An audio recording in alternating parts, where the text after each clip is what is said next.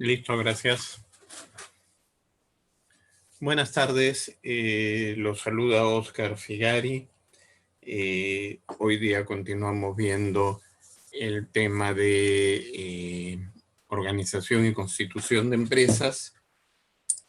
Hoy día vamos a tocar el tema de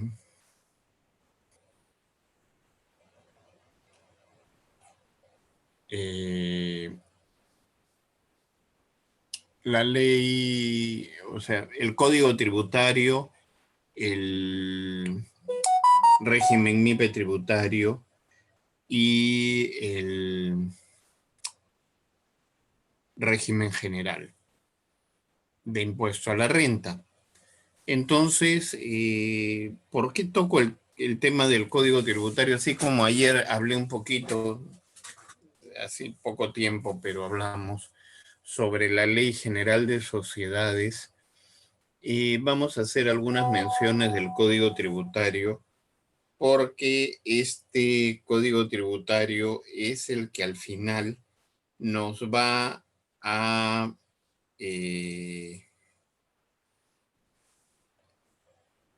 permitir saber que, o sea, de dónde sale y a dónde va todo lo que estamos hablando de temas tributarios.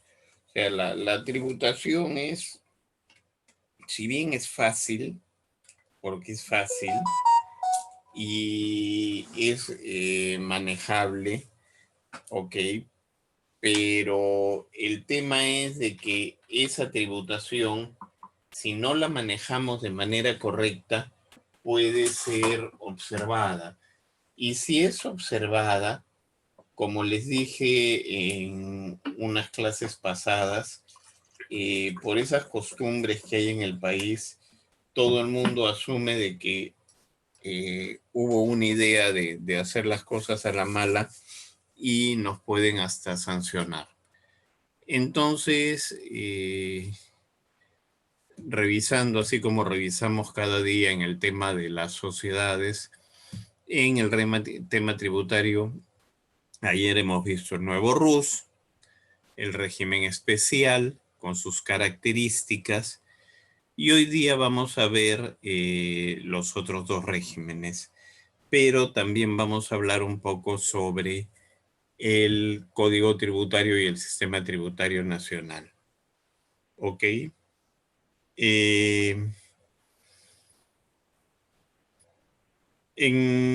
Según el decreto legislativo 771, se dictó la ley marco del Sistema Tributario Nacional, y esto está vigente desde el año 1994. Por acá fue por donde nace el tema del RUC, el tema de cómo se manejan los impuestos hoy día. Antes era muy, muy informal. Las facturas se emitían, nadie les ponía nombre, se cambiaban de una empresa a otra. Realmente era algo bastante, digamos, poco serio. Ok. A partir de este momento, el manejo de la tributación en el Perú se hizo mucho más serio, mucho más dinámico. O sea, solo puedo emitir facturas si es que adelante mío hay una empresa. Yo no emito facturas a las personas naturales solo les emito boleta. Si existe una persona jurídica, yo a esa persona jurídica no le puedo emitir boleta, le tengo que emitir factura por ley, y hay una serie de normas que tenemos que ir cumpliendo. Y todo esto viene en el Sistema Tributario Nacional y en el Código Tributario. La idea de este Sistema Tributario Nacional fue elevar la recaudación. El Perú, de tener una recaudación que creo que llegaba en el orden del 6 o 7%, hoy día estamos en cerca del 14%. Ok. Y esto nos llevó a darle al sistema tributario de alguna manera una mejor eficiencia, una mayor permanencia en el tiempo y de alguna manera simplificarlo. Al principio un poco que parecía complicado, a todos les parece, o sea, no lo entendían. ¿Por qué? Porque estábamos acostumbrados a nuestra informalidad, pero con el pasar del tiempo y con la formalidad a la que nos acostumbramos, ya nos dimos cuenta que es mucho más fácil. Otro tema era distribuir de manera más o menos equitativa los ingresos que corresponden a las municipalidades.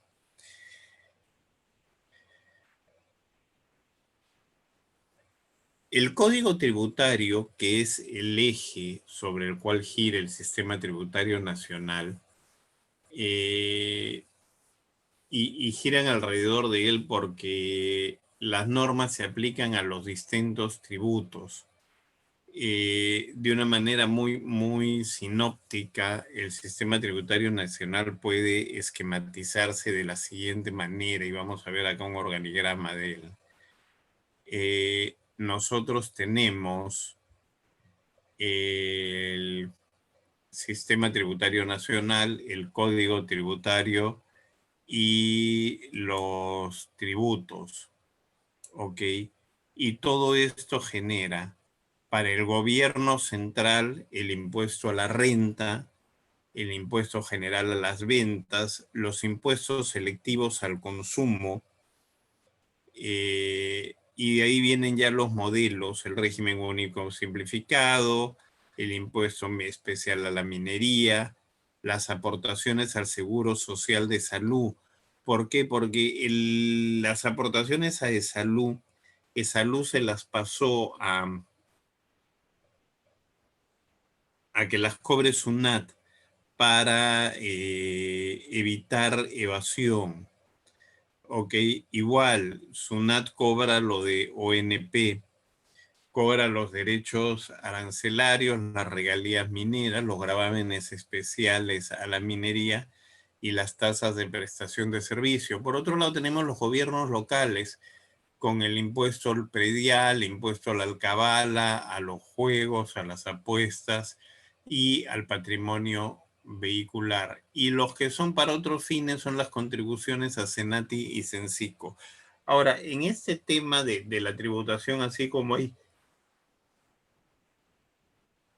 tributos que se encargaron a SUNAT, existen, por ejemplo, lo que cobra la municipalidad por alumbrado público y mantenimiento de parques y jardines, que de alguna manera se lo delegó a la empresa de luz, y ellos son los que cobran para las municipalidades. Entonces, eh, ahí estamos hablando de quién lo cobra, pero los impuestos son esos, básicamente. ¿Ya? Entonces tengan eso en cuenta. ¿Qué es un tributo? Es una prestación de dinero, es un dinero que el Estado exige en su poder de imperio, o sea, en su capacidad de gobierno, para cubrir los gastos que demande el cumplimiento de sus fines. Según el Código Tributario, el término tributo comprende impuestos, contribuciones y tasas. O sea, el Estado nos da una serie de servicios, y esos servicios, de alguna manera, están justificados en su cobranza, para poder, por ejemplo, el tema de hospitales, el tema de salud pública, el tema de avenidas, el tema de, o sea, hay un montón de temas, carreteras, eh, y otros servicios, tienen que pagarse de algún lado, y si el Estado no cobrara los tributos, no tendría de dónde pagarlos. Entonces, el impuesto El impuesto es el tributo que el pago de él no origina de parte del Estado una contraprestación directa en favor del contribuyente. Ahí viene el impuesto a la renta. Ahora, indirectamente sí, porque ese dinero se gasta, como les digo, en salud pública, en una serie de cosas, pero de manera directa no lo vemos. ¿Por qué? Porque por otro lado tenemos las contribuciones, ¿ok? Y estos sí son tributos que tienen generar cierto tipo de obras públicas o actividades estatales, por ejemplo, el CENCICO, el SENATI y cosas de ese tipo, ¿ya? Y por último tenemos las tasas, y esas son las que se pagan como consecuencia de la prestación efectiva de un servicio público individualizado. Derechos arancelarios de registros públicos, los tan socorridos y mentados peajes, que si bien hay en Lima tenemos el tema de la privatización, en otros lugares del Perú son rentas de las municipalidades. Entonces es por un servicio, es por usar la pista. Entonces tenemos todos ese tipo de impuestos. Ya. La ley establece la vigencia de los tributos y su administración corresponde al gobierno central y los gobiernos locales y algunas entidades que los administran para fines específicos, como les decía, el CENCICO, el FONAT, el CENCICO, ¿cómo se llama? El SENATI. Ya. Ahí tenemos el tema de los tributos. Ahora, vamos a pasar a conversar sobre estos regímenes que nos tocaba ver ahora. Y vamos a hablar sobre el MIPE tributario. El MIPE tributario es un régimen relativamente nuevo, debe tener entre 2 y 3 años, no más. Hasta antes de su aparición teníamos el RER y el régimen general, pero el RER se quedaba corto porque en 525.000 soles se acababa y de ahí pasabas al general de golpe. Entonces se creó este MIPE tributario que además tiene algunos niveles. ¿A quién está dirigido? Está dirigido a empresas domiciliadas en el país, o sea, que han sido creadas en el Perú y que su ubicación es acá. Que realicen actividades empresariales y generen rentas de tercera categoría. Y que sus ingresos no superen las 1.700 UITs al año. Este año el valor de la UIT estamos hablando de 7.480.000 soles netos. Ok. Ojo, estoy hablando netos. ¿Eso qué quiere decir? Que es el ingresos fuera del IGB. El IGB no es un ingreso de la empresa. El IGB, y siempre mírenlo de esta manera, el IGB es un impuesto que, o sea, es un tema que nosotros recaudamos para el Estado. No es plata de la empresa, si bien entra a la empresa, pero no es plata de la empresa, es plata del gobierno. O sea, nosotros se la tenemos que trasladar al gobierno. ¿Ya? ¿Quiénes no están comprendidos? Acá vamos a hablar de un concepto que es la vinculación empresarial.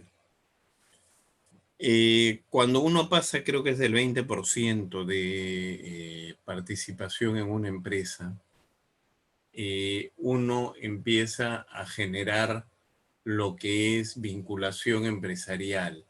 Y acá, ¿qué les quiero decir? O sea, si yo tengo 20% en una empresa, 50% en otra, estas empresas al final se van a sumar para llegar a los 1.700 UITs. ¿Por qué? Porque son empresas en las que estamos vinculados.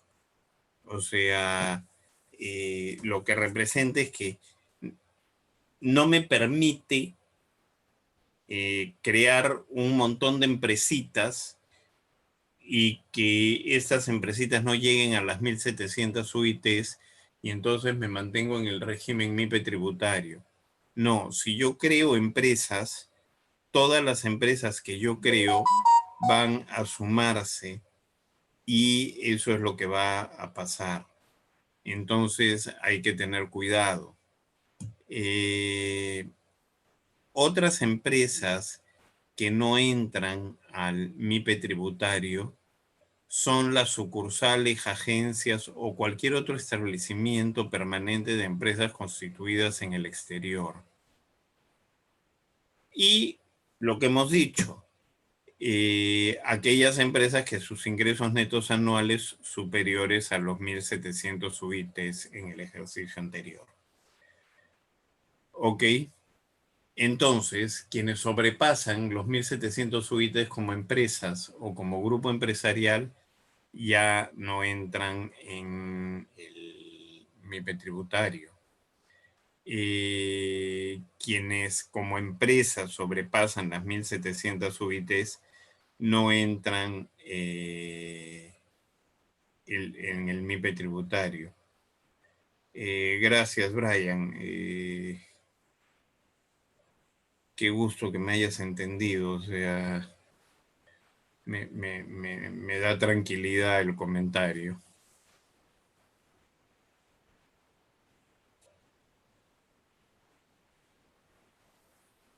Ahora, como el MIPE tributario apareció hace 2 o 3 años, ya muchas empresas existían y estaban en los otros regímenes. O sea, quien estaba en el régimen especial de impuesto a la renta o en el nuevo RUS estaba debajo del límite de 1.700 y si quería podía pasarse al MIPE tributario y lo podía hacer en cualquier momento. Ok. Pero yo podía estar en el régimen general y facturaba menos de los 7 millones que hablamos hoy día, o sea, en el equivalente de la época. Y, y me quería pasar a ese régimen que me daba mayores facilidades. ¿Ok? Entonces, ¿en qué momento podía hacerlo? Lo puedo hacer en enero con la presentación de mi primera declaración anual correspondiente al ejercicio gravable. Y entonces ahí digo, ¿saben qué? Me voy a pasar del régimen general al MIPE tributario. Y otro momento es cuando creo la empresa. Creo la empresa y digo, ¿sabes qué? He creado esta empresa y esta empresa va a estar en el MIPE tributario. Entonces, son los momentos en que dependiendo dónde esté, me puedo cambiar al régimen MIPE tributario. ¿Qué comprobantes puede emitir el régimen MIPE tributario? Las facturas, las boletas de venta, los tickets, las notas de crédito y débito, las guías de remisión, y estoy dejando para el final este amarillito, las liquidaciones de compra.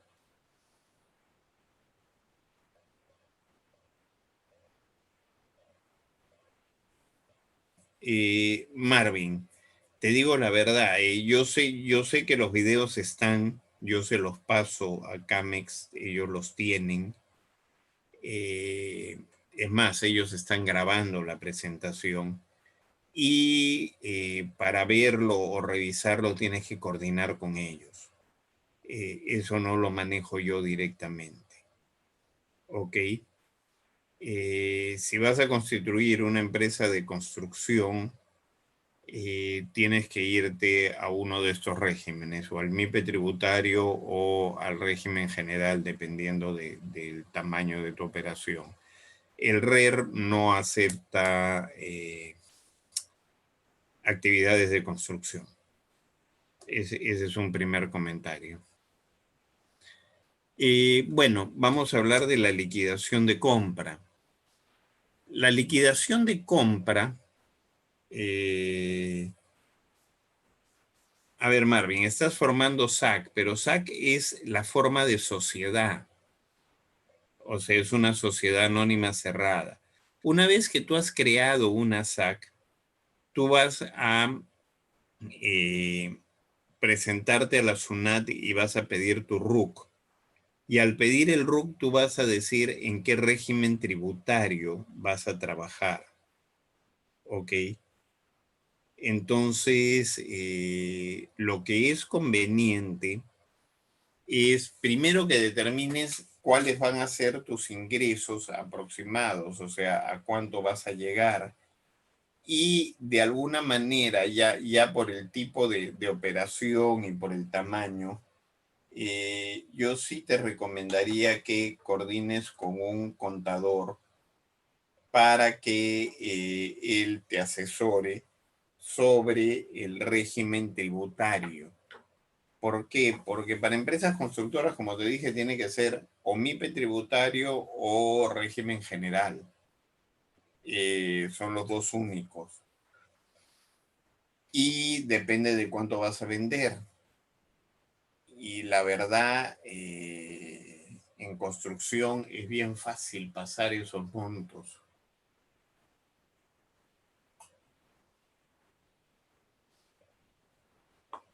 Entonces, hay algo que creo que de alguna manera debo volver a mencionar. Separen el régimen societario, qué tipo de sociedad voy a hacer, del régimen tributario, la manera como voy a pagar impuestos, y del régimen laboral, cómo voy a contratar a mi personal. Son tres inscripciones diferentes, ¿ya? Y que no están vinculadas una a otra. Yo podría tener...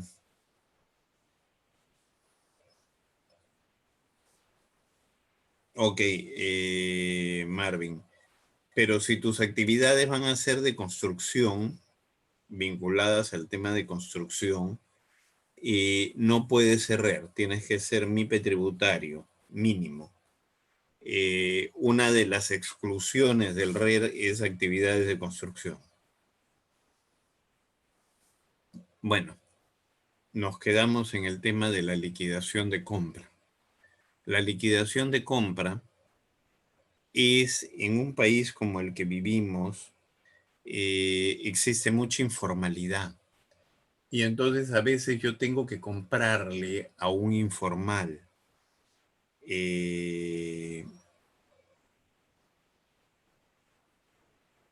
Y al comprarle al informal no voy a tener factura. Y entonces la salida de dinero no está justificada. Entonces yo hago una liquidación de compra y yo mismo genero y pago el IGB y declaro que compré eso, como que yo me facturara a mí mismo. Entonces, para eso sirve la liquidación de compra, para legalizar una compra que yo le he hecho a un informal. Sí, Marvin, te pidieron la minuta. Estamos hablando del tema tributario, perdón, del tema societario. El tema societario vas a poner los socios, quiénes van a ser los quién va a ser el gerente, cuál va a ser la estructura de poderes, quiénes van a firmar en las cuentas bancarias, etcétera. Ok.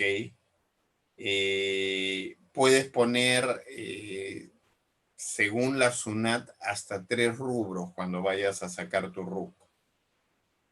Según la notaría te van a también a limitar, porque antes uno decía, yo voy a hacer, no sé, actividades de mantenimiento a domicilios y cualquier otra cosa que el directorio decida. Bueno, hoy día eso ya no te lo permiten, te hacen especificar. Y te hacen especificar, si no me equivoco, es hasta un máximo de 3. Muchos más no te van a dejar. Entonces, piensa en eso, prepárate en eso. Ok. Entonces, escoge los 3 rubros principales con los que puedes empezar. Ok. Y los más generalistas de lo que vas a hacer. No seas muy específico. Ok. Si tú pones construcción, ya tienes un rubro. Pero si tú pones construcción de departamentos para vivienda, te cerraste. En cambio, si tú pones construcción, puedes construir departamentos, oficinas, etcétera. O sea, lo he dicho muy genérico, pero es un poco así. Entonces pones por un lado construcción, por otro lado pones mantenimiento de edificaciones, por otro lado pones... Entonces ya te abriste el camino completo. ¿Ok? En el régimen MIPE tributario, ustedes van a llevar, primero, el régimen MIPE tributario es hasta 1.700 UITs, pero el primer corte lo tienen las 300 UITs.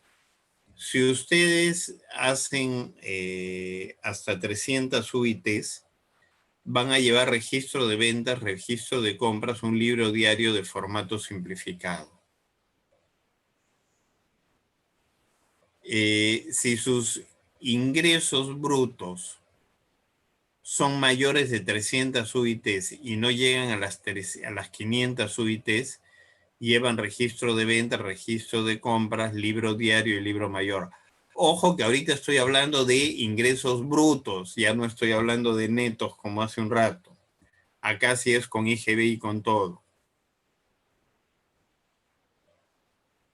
Y si sus ingresos brutos anuales son mayores de 500 UITs y bueno, no llegan a las 1.700 UITs, que es donde se salen del régimen, van a llevar registro de compras, registro de ventas, libro diario, libro mayor y libro de inventarios y balances. A ver, el Ministerio de la Producción a través de Produce me ayudó a constituir una SAC. Ok, te asesoran de manera gratuita y tienen convenios con notaría. El precio es súper accesible, se los recomiendo. Sí, sí. A través de Produce ayudan.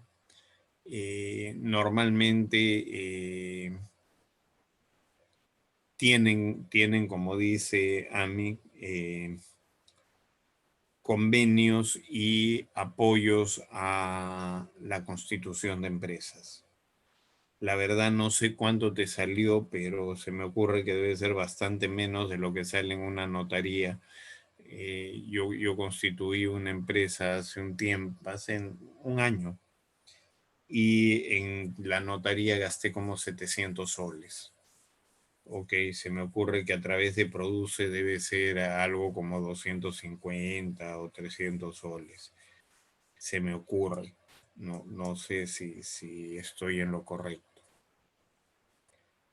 Eh, entonces vemos el tipo de los ingresos que tenemos y los documentos que nos solicitan llevar. Entonces, esa es la característica del régimen MIPE tributario. En el régimen MIPE tributario, nosotros, si nuestros ingresos anuales del ejercicio no superan las 300 UITs, vamos a declarar mensualmente y pagar el 1% de los ingresos netos. ¿Ok? Y eso es un a cuenta, no es cancelatorio, es a cuenta. Si supera las 300 UITs, voy a pagar 1.5% o el coeficiente de acuerdo al artículo 85 de la Ley de Impuesto a la Renta. Y también es un a cuenta. ¿Por qué? Porque en el régimen MIPE tributario a fin de año yo presento declaración jurada, lo que se llama el mes 13. Ok, el IGB se paga como cualquiera, 18% al mes. Perdón, 18% de la venta. Ahora, como les dije, este impuesto, perdón, este régimen genera que yo presente declaración jurada anual. Y si la utilidad, la renta neta, es de hasta 15 UITs, yo voy a pagar 10% de esas 15 UITs como impuesto a la renta. Voy a restar lo que he pagado a cuenta en los meses y la diferencia la tengo que regularizar.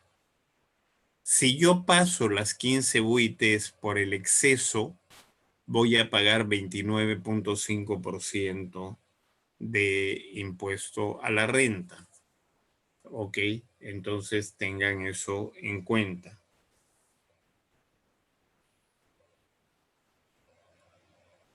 Ahora, nos vamos al régimen general. El régimen general es el que siempre existió antes que hubieran todos estos regímenes promocionales. Se encuentran las personas con negocio y personas jurídicas que desarrollen actividades que constituyan negocios habituales, tales como comerciales, industrias y minerías, la explotación agropecuaria, forestal, pesquera y de otros recursos. La prestación de servicios comerciales, financieros, acaban los bancos, industriales, transportes. Y acá entran los agentes mediadores de comercio, tales como los corredores de seguro, comisionistas mercantiles, notarios y las asociaciones de cualquier profesión, arte, ciencia u oficio. ¿Ok? Entonces, acá tenemos el marco del régimen general. ¿Qué ventajas tiene el régimen general? Primero, no tiene límite de actividades ni límite de ingresos. Segundo, puedo emitir todo tipo de comprobantes de pago. ¿Ya? Ahora, si por cualquier cosa en un ejercicio yo doy pérdidas, ¿ya? Yo esas pérdidas las puedo descontar de las utilidades de años posteriores. Y entonces puede pasar de que en algún año, habiendo tenido utilidades, no pague impuesto a la renta porque estoy recuperando mis pérdidas de años previos. ¿Ok? La forma de pagar el impuesto en el caso del régimen general es un 1.5% según la ley del impuesto a la renta, que lo pago mensual común a cuenta. El IGB se pagan los 18% como Dios manda, de acuerdo a las obligaciones mensuales. Y en la declaración anual voy a pagar el 29.5% sobre la utilidad. Resto mi 1.5 y la diferencia la tengo que regularizar. Bueno, aprovechando que hoy día han estado participando, lo cual me parece genial y me siento excelentemente bien que lo hagan. Me gustaría que a este momento hagan los comentarios que consideren correspondientes sobre los temas que hemos estado hablando. Ok. Para quienes no hagan los comentarios ahora y que después quieran de alguna manera hacer algún comentario adicional o pregunta o duda, mi correo es el ofigari@hotmail.com. Mi WhatsApp es el 999409560. Ok. Estoy a su disposición. Espero que les haya servido lo que hemos conversado. Por ahí, cuando me dijeron de que esta vez sí me habían entendido esa parte, me parece genial. Y me gustaría, ¿cómo se llama?, saber si hay algo más que quisieran que desarrolle. Este tema que menciona Ami, del Ministerio de la Producción a través de Produce, que los ayude en la constitución de una empresa, sí, aprovéchenlo, ¿ok? Aprovéchenlo. ¿Por qué? Porque es positivo. Ya. Mañana cuando veamos, bueno, mañana no, mañana el sábado cuando veamos los regímenes laborales, vamos a conversar sobre en qué momento pagar SIS y en qué momento pagar IPSS, pero, perdón, ya no es IPSS, es salud. Pero tenemos que saberlo para también controlar nuestros egresos. Amelia, muchas gracias por el comentario.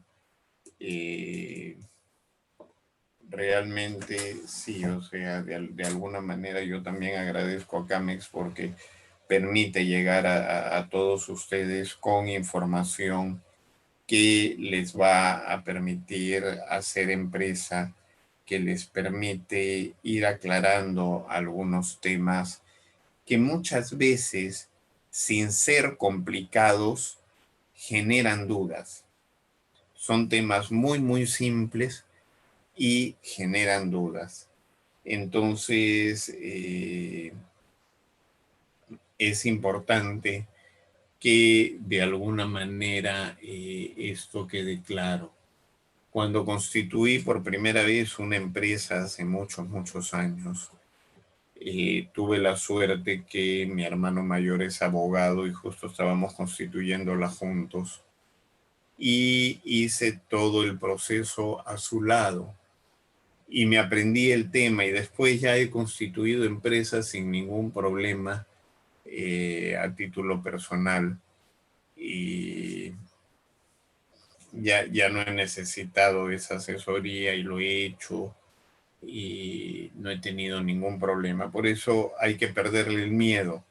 Y es más, siendo ingeniero, estoy dictando este curso. ¿Por qué? Porque ya lo he hecho tantas veces en la práctica, el hacer empresas, que ya me aprendí el camino de memoria. Ya. También la decisión tributaria la he tenido que tomar tantas veces y de alguna manera vinculado a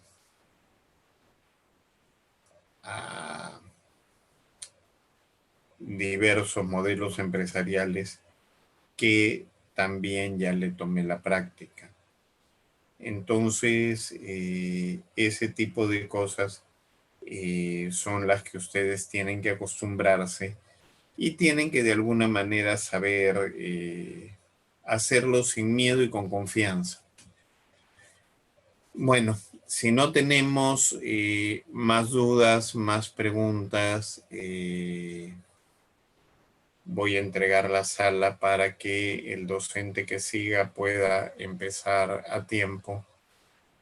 Les agradezco haberme acompañado, les agradezco su participación y los espero el día sábado para conversar sobre los temas de regímenes laborales y que de una vez quede claro que una cosa es la sociedad, otra cosa es la tributación y otra cosa es la parte laboral, que lo manejan de manera separada, por favor. Ok, muchas gracias. Se vienen días